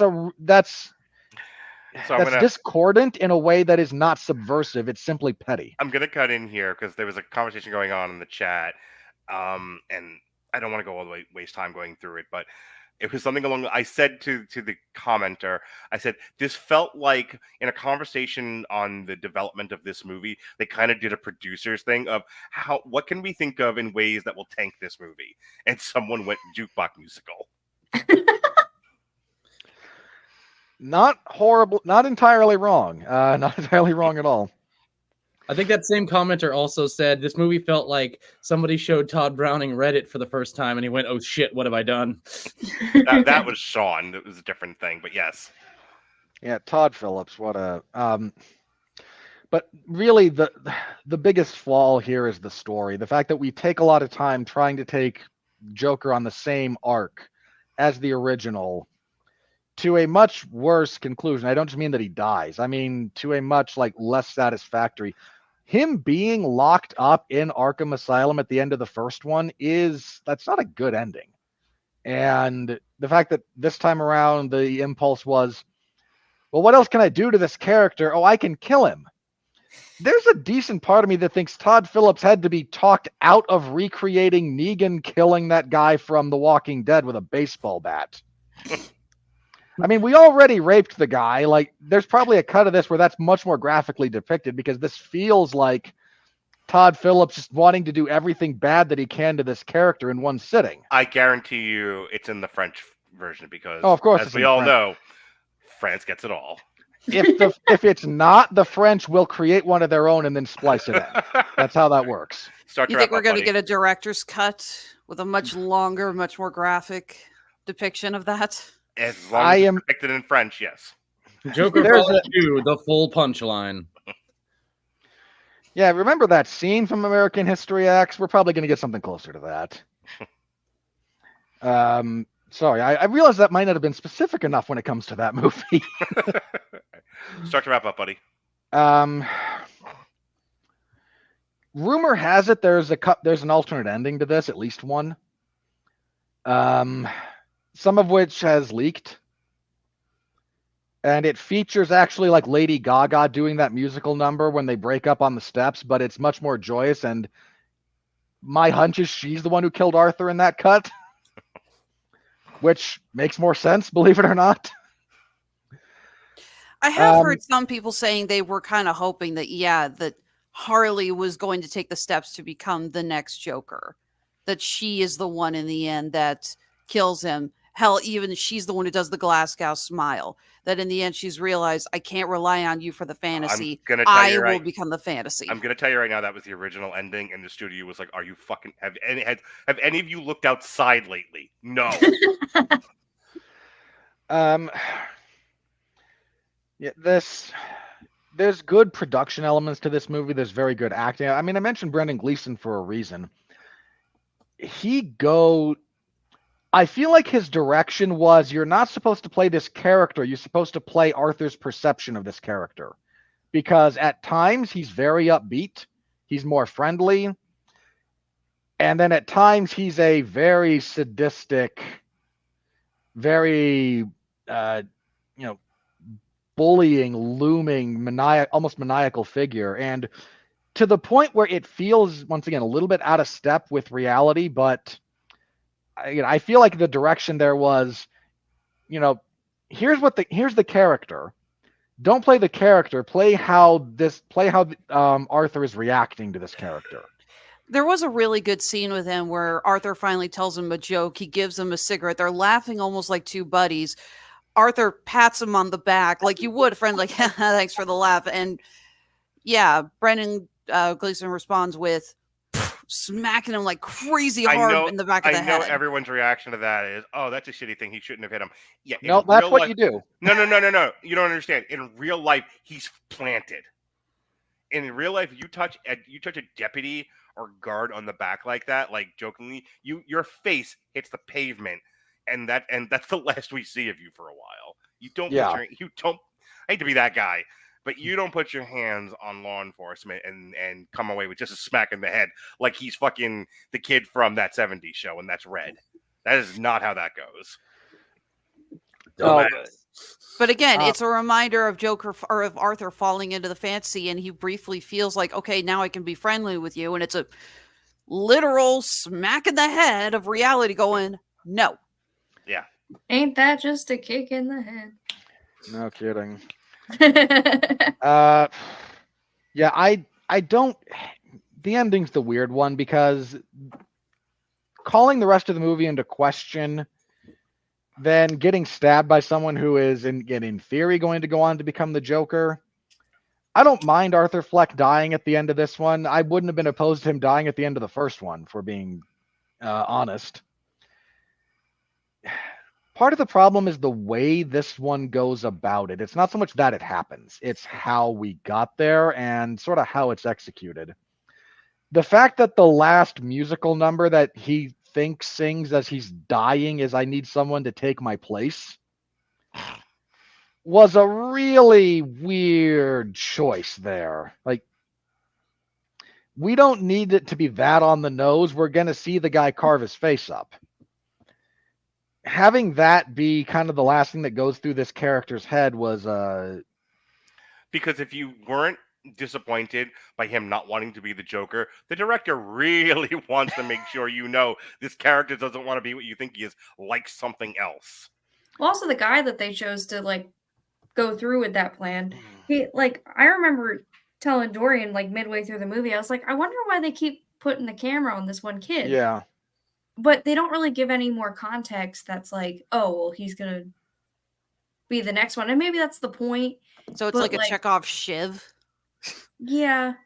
But it just felt like, because all the scenes that would cut to him, just see, like the view of the kid, because I don't think they gave him a name. They didn't. It would just be like in the commons or like just normal shit. Robert, Joseph Turr. We are at an hour and 90 minutes, and we still have 2 more segments to go. Let's wrap this up, guys. This movie, as has been mentioned, it's largely Todd Phillips throwing a hissy fit, and that's kind of my biggest problem with it. Yeah.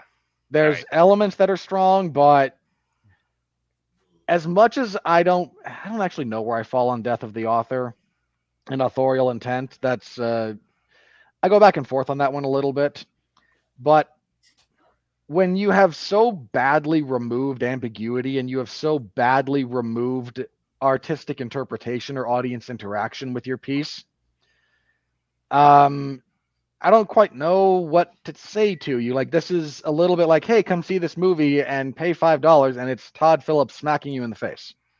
Yeah, which if I want a pretentious douchebag to abuse me, I know where to get that. I know exactly where to get that and how much it's going to cost me. That's not what I went here for. You as the merchant are obligated to sell me what I am paying for, not what you think you want to sell me. And with that said, here comes the money. We're in the money. We're in the money.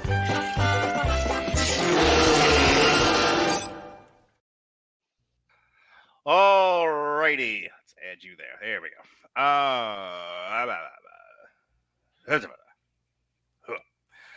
As of October, first of all, as we said earlier, on a budget of $200 million, this thing has made $114.7 million. Not quite the bomb I thought it was going to be. Oh, give it another week. Well, no, I don't think it's going to make a lot of money. We'll get. It's not going to make any. I was going to say, but next week, the only things that are coming out are Terrifier 3, which has an extremely limited audience, and Saturday Night. So the question, do you think either of those? Well, okay, no. Terrifier 3 does not have a chance in hell of topping putting the cart before the horse. So a couple things. One, you're forgiven. This has to get to $400 million to at least to at least be theoretically profitable. Outside chance, maybe. No chance. All I was trying to say was everything I had read about this movie was it performed less well than anyone had hoped. It isn't performing well, yada yada yada. So I assumed it made a lot less money. So the fact that it made 114.7 for the entire weekend gross worldwide is more than I thought it did. Well, here's why I say wait for next week. Mhm. Because this thing opened real soft, and it's going to fall real hard. Oh yeah, no one's going to see it next weekend. I don't want to say like, oh, hang on, no, I'm getting ahead of myself. As of October 6, 2024, Joker Folie had grossed $37.7 million in the U.S. and Canada and $77 million in other territories for a worldwide total of $114.7 million. Variety estimated the film would need to gross, here we go, $450 million in order to break even. Yeah, it's not doing that.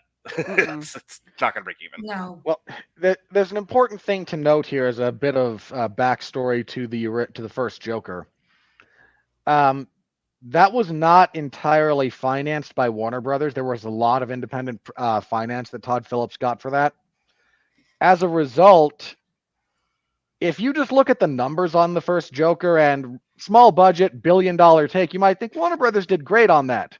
Given how little Warner Brothers financed of the production, they were entitled to a lot less of that gross than you might think normally a major studio would get. They did not make nearly what you would think on that first one. That's part of the reason they didn't mind throwing the gross domestic product of El Salvador at this. And 5 weeks ahead of release, Box Office Pro projected the film would easily gross $100 million in its opening weekend in the U.S. and Canada, and outgross its predecessor of $96.2 million, with estimates at $115 to $145 million, despite it receiving mixed reviews at Venice like its predecessor. 2 weeks after, projections dropped to $70 million, and the week of release, estimates became $55 to $60 million. After it made $20 million on its first day, including an estimate $7 million from Thursday night, previous projections dropped to $45 million for the weekend. It went on to debut $37.7 million from over 4,000 theaters, topping the box office, becoming way below expectations. Deadline Hollywood attributed the opening to fans of the original not wanting to see a musical. You fucking think? Jeff Goldstein, the studio's president of domestic distribution, acknowledged the film's performance in an article by the Wall Street Journal, admitting it didn't land with audiences the way he wanted to. He went on to say that water is both wet and the sky is blue. Thank you, sir. Jesus. Like, it's been a while since I've had to make this pitch, but dear Warner Brothers and all the other studios, Robert and I will work for cheaper than any studio executive or consultant that you could possibly hire. Pay us 1V, we'll split it, 60-40. And we'll tell you we'll tell you which movies to green light and which ones won't, why things are going to work and why other things will not. Because whoever you've got doing it doesn't fucking get it. And Robert and I could have saved you the trouble back in 2019. Don't do this again. You hit a grand slam with the Joker, and it wasn't going to happen again. There weren't the right variables in the world that were going to come together to make a second one of these work. And we could have told you that 5 years ago and saved us all the time and the worry and the... Ugh. Anyway, Joker, Folie Adieu, debuted at number 1, knocked The Wild Robot to number 2. Beetlejuice fell from 2 to 3. Transformers 1, 3 to 4. Minor note on The Wild Robot. Less than 50% fall. That thing held real strong. Yeah, it did. Good word of mouth. Speak No Evil held a spot at 5. Sam and Colby, The Legends of Paranormal, debuted at 6. Deadpool and Wolverine maintained its spot at 7. I believe is now PVOD. Probably. Whitebird debuted at 8. The Substance jumped 2 spots from 11 to 9. Megalopolis. Oh boy, we'll talk more about this in like 2 weeks or so. But if you want to understand the fever dream that is Megalopolis, but you don't want to waste 2 hours and 40 minutes, watch the pitch meeting on it. Yeah, I watched it. I debated whether or not I was going to, and then I just gave up and watched it. I can't wait to watch this with my children. The fact that at one point the producer guy looks at the writer and goes, "Are you okay?" Yeah. And the writer's response is Megalopolis. My old ass, the story of Mark Radulich, dropped from 9 to 11. Look Back debuted at 12. The Outrun 16. Leap of Faith 28. Separated 34. Little Bites 35. Food and Country 42. Things Will Be Different. Sure they will. Debuted at 43. And Dolly, the film about Don Knotts, debuted at 46. And that was the weekend that was worldwide. Let's see if Beetlejuice did any better this week. It did. I think it went up a point. It crossed into 400 million. So we have Inside Out 2, Deadpool and Wolverine, Despicable Me, Dune, Godzilla, Kung Fu Panda, Bad Boys, and here we go. Moving up to number 8 is Beetlejuice, which puts Kingdom of the Planet of the Apes at 9 and Twisters at 10 and knocks Alien Romulus out of the top 10. Decent chance it surpasses Bad Boys Ride or Die. It only needs another, what, 2 million. 3 million? Yeah. It might do that. It might, Ollie. It just might. The Wild Robot currently at number 26. It passed Madam Web. Good for it. Good Wild Robot. However, Transformers 1 has not broken 100 million. That makes me sad. Meanwhile, Joker, Folie, Deux sitting at 22. Yes, it is. Between Civil War and Long Legs. My thoughts here are, as Alexis was saying, next week. Well, Transformers 1 only barely better than Argyle. So this weekend, the 11th, we've got Piece by Piece, which I'm going to take my kids to. We're not going to review it here because I don't want to do that to Robert. But I'm trying to convince the guys over at Movies That Don't Suck to review it. And my kids want to see it. I'm interested and see what they do with it. So there's that. Which one is Piece by Piece again? That's the Pharrell Williams Lego movie. Right. Yeah, you're welcome. Thank you. You're welcome.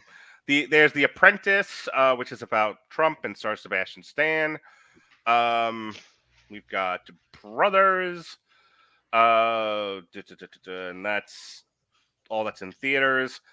The week after, we've got Smile. We're not reviewing it, but we got Smile 2, and I think that's it as far as major releases. So with all of that said, and then Venom: The Last Dance closes out the month on October 25th. Pat's really excited for that. So just do a quick around the bend, and then we'll move out of this segment. I think it has an outside shot of getting to 400 million, but just barely. It's definitely not going to make 450. What say you, Mick, and then Alexis, and then Dorian, and then we're on to the next thing. This is the segment that I have least knowledge of, or just take a wild guess. I don't think it's going to make its goal. Mm-hmm. Okay, you don't think it's going to make 400 million? Do you think it'll pass 400 million? Maybe. Okay. I'll let you hang your hat on maybe and call on somebody else in class. You're good. Okay, thank you. You're welcome. Alexis, 400 million, 450. You think it's not going to get anywhere near its goal? But next week, like I said, it's going to be interesting because the two big releases, are Terrifier 3 and Saturday Night. There is no way in hell Terrifier 3 is going to be number 1 because that has got like such a limited audience. Saturday Night, I'm going to go see this coming weekend. I'm really excited to see it. But I don't know if it's got the traction to be number 1 at the box office. So if Piece by Piece has a wide release, I think actually that's like that looks like it's the biggest competitor to this. It's like, hey, do you want to see a musical that's actually entertaining? Watch this Lego movie. And I don't know, does Pharrell Williams still have fans? Like, I don't know what the attraction to this movie is. I've just seen the trailer a zillion times, and my kids keep telling me they want to see it. I don't think he's been linked to Diddy yet, so he probably does have fans. Super. Way to make this topical, old man. Well said. Dodging that bullet, just letting it whiz by. Alexis, like I said, I just don't know. Normally, I would say, well, Saturday Night doesn't have the traction. Terrifier 3 doesn't have a wide enough audience. Of course, Joker's going to take this next weekend. But again, anyone who saw it opening weekend. No one is going to want to see. It's like, oh, I'm going to wait for the weekend after that. No one is thinking that. So I'm honestly, it's like, this is one of those wait and see things because I genuinely don't know how this is going to go. I am legit curious. Honestly, Wild Robot might have a shot at just kind of falling reclaiming upwards. Number 1. Yeah, maybe. My other thought, like I said, is if Piece by Piece gets a wide release, I think you could trick families into going to see that one because they'll see the poster and they'll see Legos and the kids will go, Legos! And you'll accidentally take your kids to it. Dorian, numbers. I honestly think that we're mostly right. I think Saturday Night is more of an Oscar contender, so it's going to have lower numbers, but it is going to get probably pretty good reviews, and that will bump it up a little bit. Wild Robot has extremely the chance to take the number 1 spot again. There's one thing, though, since we've talked about it all through this podcast, that we're leaving out when it comes to the numbers, is audience and incels and people who just worshipped the first movie because this is truth, coming back going, all right, fucking Todd Phillips, you want to spit at us for 2 hours? Fine.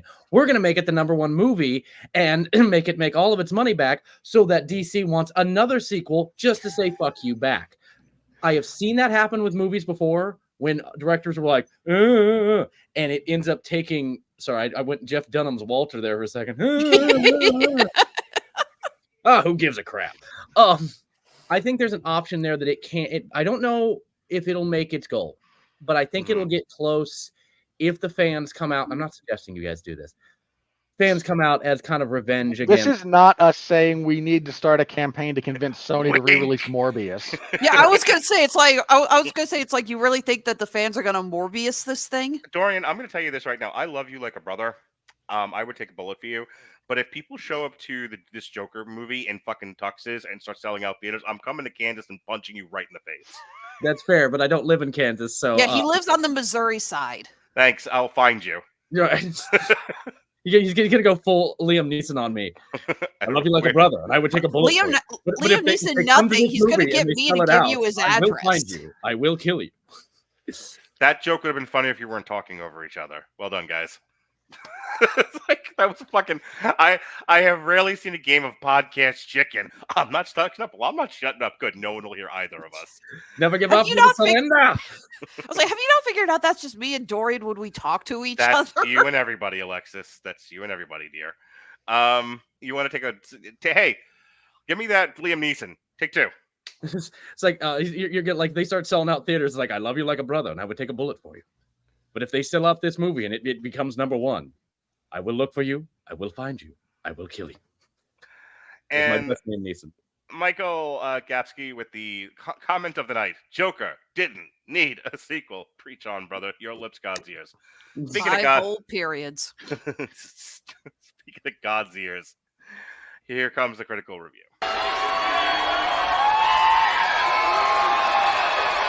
Are you ready?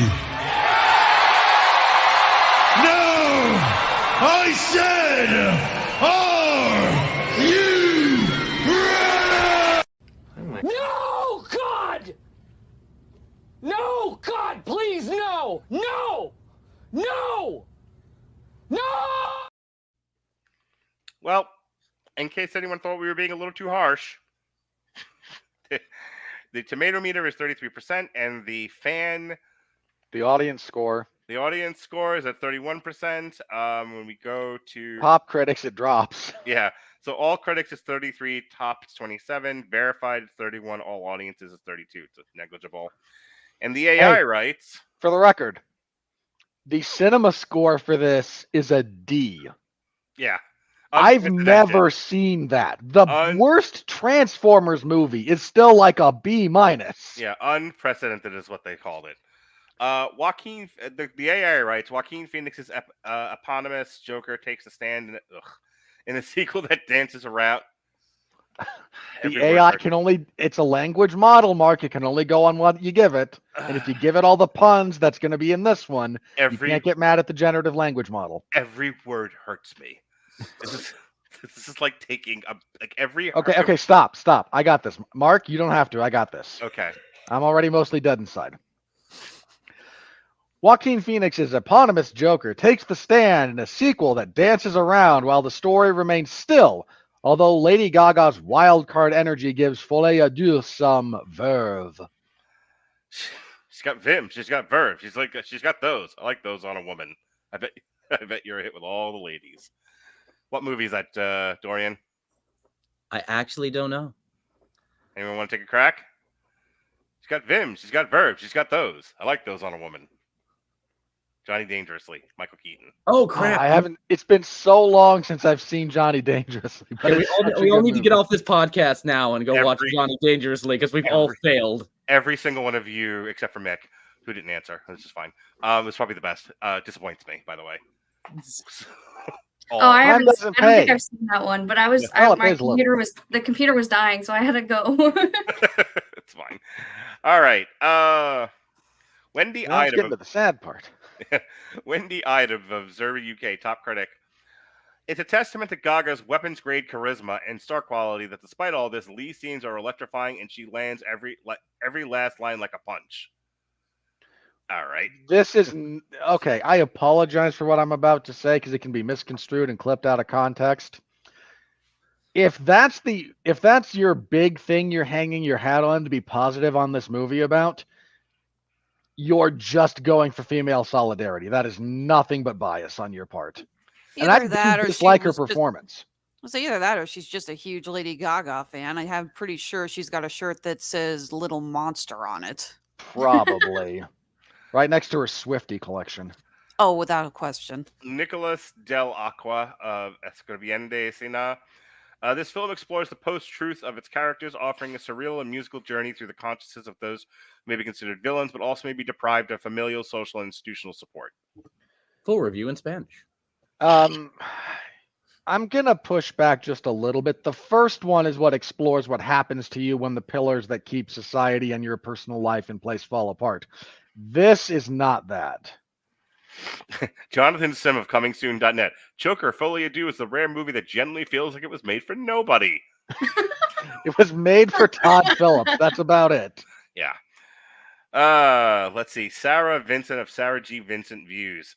Phillips uses the Joker as the Trojan horse to hide his concept. I feel like that should be contempt. That should have been contempt, yeah, because otherwise no studio would back an art house film about some sad sack guy who finds love and acceptance by committing brutal murders but loses himself in all the ensuing hype. That's a misread of this movie to begin with. For real. Hey, look who gave it an Shut up! Robert, we may have to start bullying him again. Okay, I'm going to grab you by the throat, much like Brendan Gleeson did to that poor, stupid guy. And I'm going to explain something to you, Kevin Carr. If you don't understand it, giving it a positive score just to try and look cool is the wrong way to go, sir. Kevin Carr, a fat guy at the movies. Ultimately worth a look, but loaded with problems. Ugh. Okay, you know what? No, let me retract that. Now you're trying to suck up. Maybe I can play the penguin inmate in the third one. You right. sure can't be Clayface. The future ex-Mr. Wanamaker, Ed Whitfield of the Trey, Robert Winfree of the Screaming Boy podcast. It's the singing in the rain gag from Clockwork Orange stretched to 2 hours. No. Really? That's what you took from this? Okay, no. That does not fit at all. Here's what happened. Let me tell you what happened with old Ed. We would have actually had to debate you on that. And now I appreciate you said ex-husband of me. Hang on. Well, let me tell you what happened with old Ed there. Okay, because I have this gift where I figure out what people actually mean despite what they say. I honed this gift by listening to fighters who were recently concussed try to express themselves. I figured it out. Mr. Whitfield has a vague memory of both Singing in the Rain from A Clockwork Orange and that there's a sequence in A Clockwork Orange where Ian McDowell is strapped into a straitjacket and has his eyes forced open to watch horrific imagery. He forgot entirely that those are two different scenes.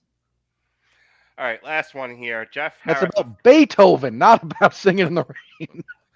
Jeff Harris of 401mania.com. Joker Folie Deux plays out an underwhelming, unwanted epilogue to a film that did not need one. The film represents the traps of franchises, sequels, and IP. Sometimes there is value in leaving well enough alone and quitting while you're ahead. Jeff, I've never agreed with you more. You can still be our friend. Jeff is completely right there. Yeah. Well, folks, there was 5 of us, and this wasn't a nightmare or 3 hours. Bravo. Slow clap. You did good, children. You did good. All right, speaking of children, Mick, why don't you tell people where they can vote for you? Oh, yes. So I am Mick Wanamaker, and I'm in Face of Horror, rule the competition for Face of Horror, and you can vote for me at faceofhorror.org/2024/Mick Wanamaker. There's many rounds to go, so I appreciate any votes that I can get my way. Because right now I'm 5th, and I'm sad about it. Or not 5th, 4th. But otherwise, on Instagram, I am onyxcat.create. I also do paintings and whatnot, as well as some sewing. And she won't paint mustaches on you or, purposely mess it up. She actually I will not. I will not scribble at your face and just Unless paint. you give her $2 million, and then it's up in the air. This is why you do half up front, half on delivery. Exactly. All right, Dorian Pictures from Frikey Pictures. If it's Frikey, it's a wonder. Doesn't work. Nope, We'll not fix even it. a little. We'll fix it in post. But yes, Frikey Pictures. If it needs to be photographed, needs to be filmed, needs to be edited, we want to make your creation come alive. We're working on a music video this week for the artist Drew Six, his hit song "Just Spent Time." We're very excited about it. It's been in the works for a while. We sadly had one of the producers end up having some medical issues. He's much better now. He's fine, but that slowed us down a little bit, because we wanted him present for it. So we're finishing that up now. And the only reason I'm bringing that up is because I said that like 6 shows ago. And it's like, you're still working on that? What the fuck? Is it a 3-hour?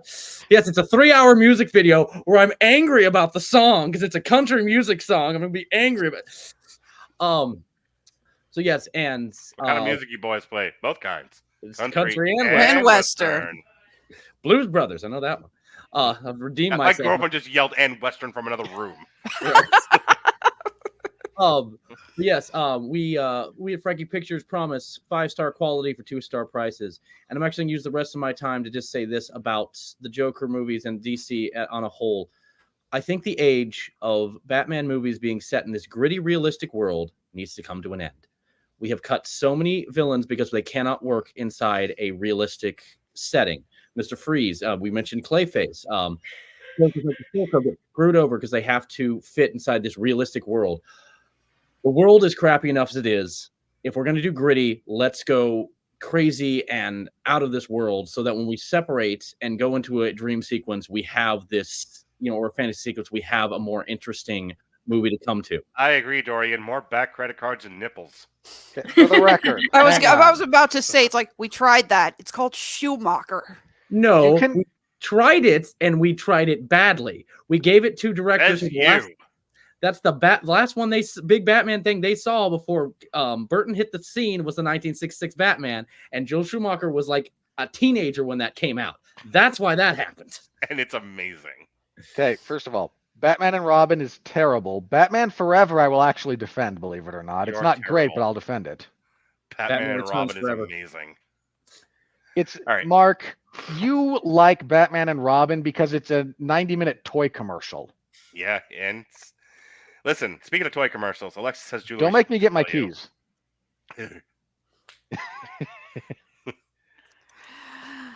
Okay, yes. Honeysuckle Rose Creations, where fashion meets fandom at the intersection of geek and chic. We're getting ready for Planet Anime. There's the button. It's going to be happening here in 2 weeks. Really excited. It's a Kansas City show. We got a lot of great guests coming to that. And then we just got off the wait list for the Twin Cities Con up in Minneapolis. So excited for that one. We keep talking about Star Wars. Hayden Christensen's going to be at that con. Boo! Nice. Don't boo the man, Mark. It's like if you actually watched the Kenobi series in Ahsoka, he actually is a good. I was on both reviews. Well, I was on one of them. That doesn't mean you actually paid attention to the show. Ugh, keep selling your jewelry. All right. So yeah, wears, old woman. So yes, got a ton of awesome stuff here on our shops. We have our Etsy stores along with our handmade at Amazon shop. You can always find us on Facebook, Instagram, Twitter, Never Calling It X, and TikTok. And of course, I now actually do have to mention it that we are getting ready for our Black Friday sale. It's going to be kicking off, of course, in November. And as we do every year, we will be doing our big charity drive. Every order that is placed on either our Etsy shop or our handmade at Amazon shop, for every order that is placed, we will donate $5 to St. Jude's. Your boyfriend wished you a happy birthday, by the way. Zach, it's on screen. Oh, sorry. I was looking at the other screen while I was scrolling, okay? I don't have a very wide computer screen. That's what she said. That's the most literal time you could actually use that and have it make no sense. And you know what? I applaud you for it. Thank you. Because that is literally what she said. Okay, so Yes. Again, Honeysuckle Rose Creations, the intersection of geek and chic. Did you want me to talk about the future shows we got coming in March? Because we just got a ton of stuff just put on the schedule. If you can literally rip off like the show and the date, yes, go. Okay, we have a triple feature talking the new Salem's Lot Apartment 7A and Mr. Crockett's World coming on October 17th. We're going to be doing Hysteria, the new show coming on Peacock on October 23rd. And Jesse and I believe Dorian, you're in on this as well, are going to be doing a live source material talking about a fun little comic book called Serial. A look at what happens when the serial monsters that we all know, what if they actually took place in a universal monster world.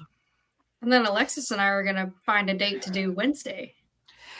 David wants in on that one as well. Okay. All right, Robert, I don't care about anything that you write or do. I do want to know this. Belleville or Better Beef? I don't know. I've been going back and forth on that for a while. Doesn't it feel like which child do I like more? I will never.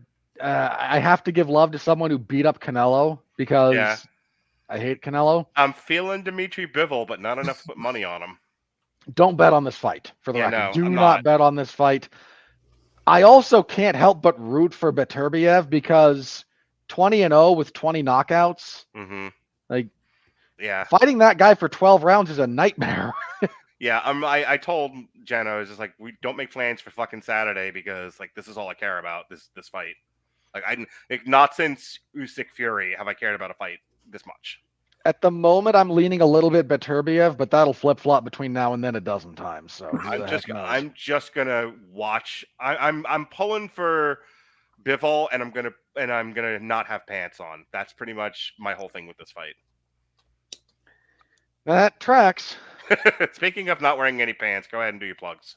Well, but you don't care about what I write or what I do, so This why is would also I? true, but somebody might. So, But the audience cares, Robert. You might have a silent admirer. Come on, we're at 2 hours. That's a load of crap, and none of you could say it with a straight face. But I appreciate the attempt.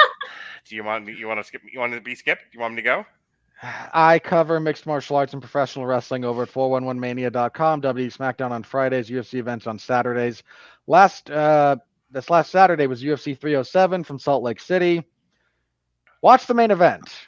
Alex Pereira, Khalil Roundtree, genuinely good fight.